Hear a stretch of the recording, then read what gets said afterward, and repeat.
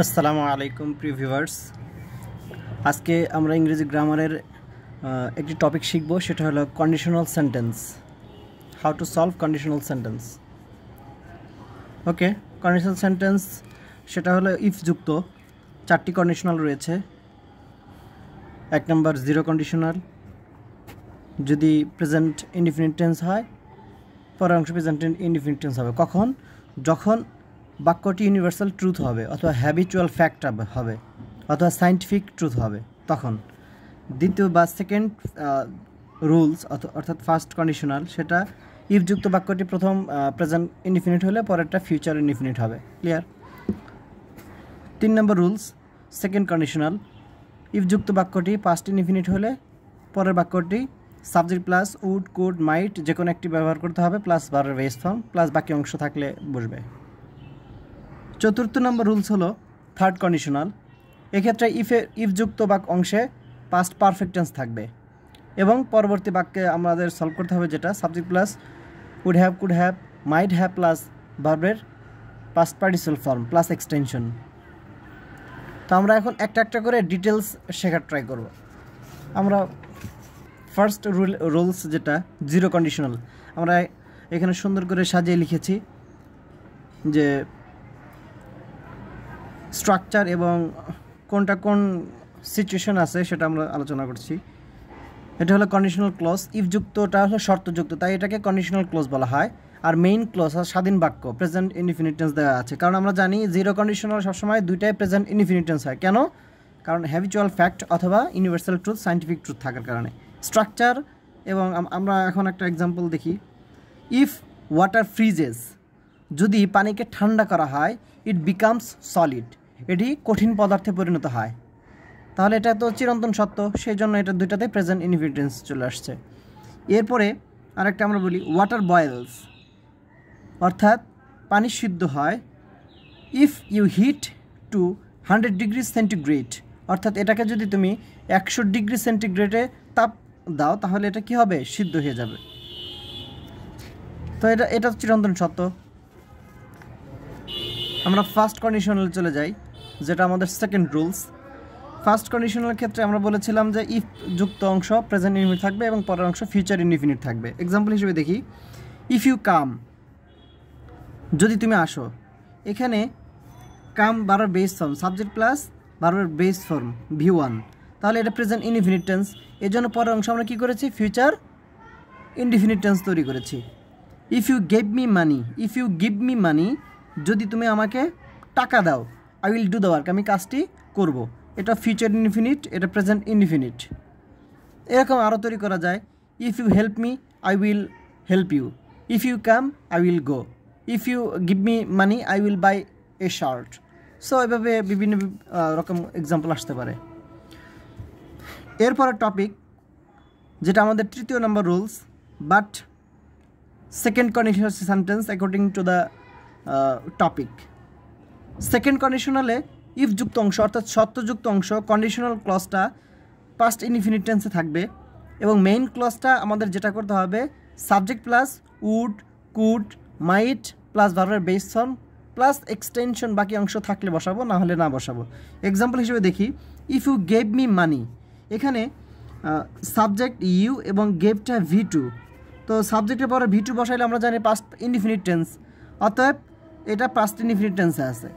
যদি past indefinite টেন্সে থাকে তাহলে আমাদের যেটা করতে হবে মেইন ক্লজটা তৈরি করার সময় সাবজেক্ট প্লাস উড প্লাস ভার্বের বেস ফর্ম ব্যবহার করতে হবে প্লাস এক্সটেনশন।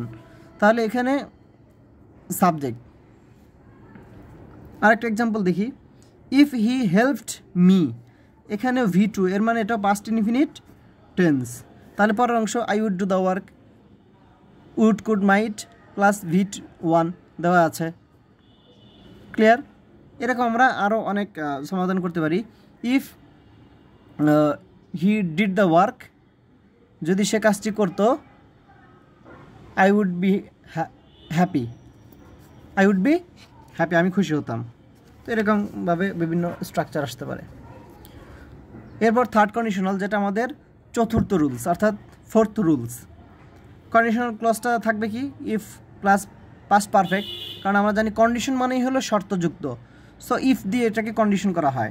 তাহলে ইফ প্লাস পাস্ট পারফেক্ট যদি থাকে তাহলে মেইন ক্লোজ যেটা আমরা তৈরি করব সেই ক্ষেত্রে আমাদের অবশ্যই উড, কুড, মাইট, এরপরে হ্যাভ প্লাস V3 একসাথে যদি বলতে চাই would have, could have plus would have, could have, might have plus V3 ব্যবহার করতে হবে।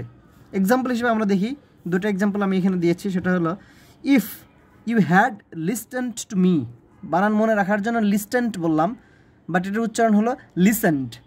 If you had listened to me, যদি তুমি আমার কথা শুনতে, I might have helped you, আমি অবশ্যই তোমাকে সাহায্য করতাম।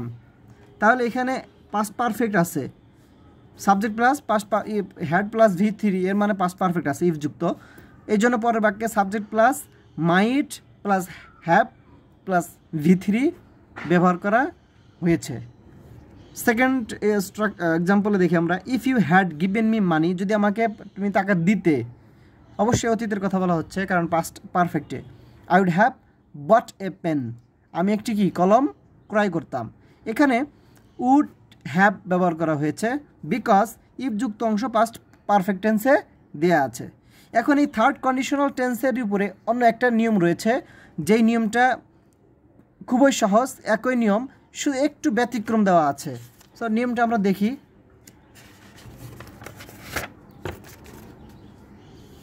এখানে দেওয়া আছে হ্যাড যুক্ত, অর্থাৎ থার্ড কন্ডিশনাল একটি নিয়ম রয়েছে যেটা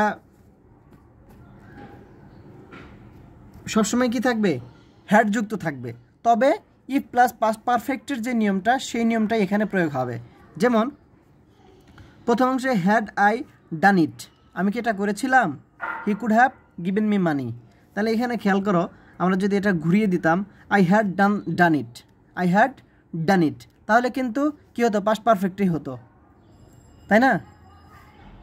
ওই পাস্ট পারফেক্ট হওয়ার কারণেই এটা আমরা কুড হ্যাভ ব্যবহার করেছি, বা উড হ্যাভ ব্যবহার করা যেতে পারে, বা মাইট হ্যাভ ব্যবহার করা যেতে পারে।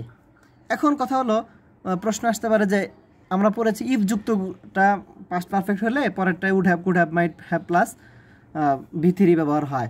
এখানে তো ইফ নাই।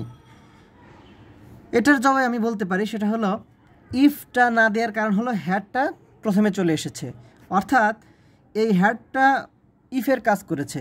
অর্থাৎ তুমি এখানে বলতে পারো ইফ আই হ্যাড ডান ইট, এভাবে বলা যায়, কিন্তু ইফটা উঠিয়ে দিয়ে আমরা হ্যাডটা আগে দেওয়া হয়েছে, যার কারণে এটার ইফের অর্থ প্রকাশ করেছে। একইভাবে এক্সাম্পল অন্য একটি দেখি, had I been in your situation, যদি আমি তোমার সিচুয়েশন অবস্থায় হতাম তাহলে কি করতাম, I would have accepted the offer, তাহলে আমি ওই অফারটি, প্রস্তাবটি গ্রহণ করতাম। সো এখানেও ইফের অর্থ প্রকাশ করেছে, যার কারণে পাস্ট পারফেক্ট টেন্সে চলে গেছে এবং উড হ্যাভ প্লাস V3 ব্যবহার করা হয়েছে। বুঝতে পারছো বন্ধুরা? তাহলে অবশ্যই ভিডিওটি ভালো লাগলে নতুন নতুন গ্রামার আইটেম পাওয়ার জন্য অবশ্যই এই কাজটি করবে এবং সাথে কি করবে, লাইক দেবে প্লিজ। আর কোনো যদি সমস্যা থাকে কোনো ইংরেজি গ্রামার টপিকের উপরে, তাহলে অবশ্যই কমেন্ট সেকশনে জানাবে।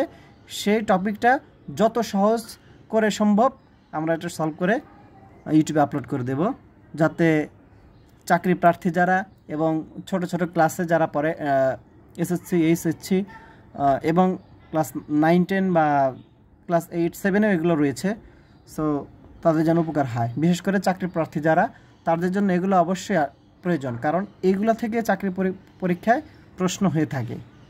ধন্যবাদ সবাইকে সাথে থাকার জন্য।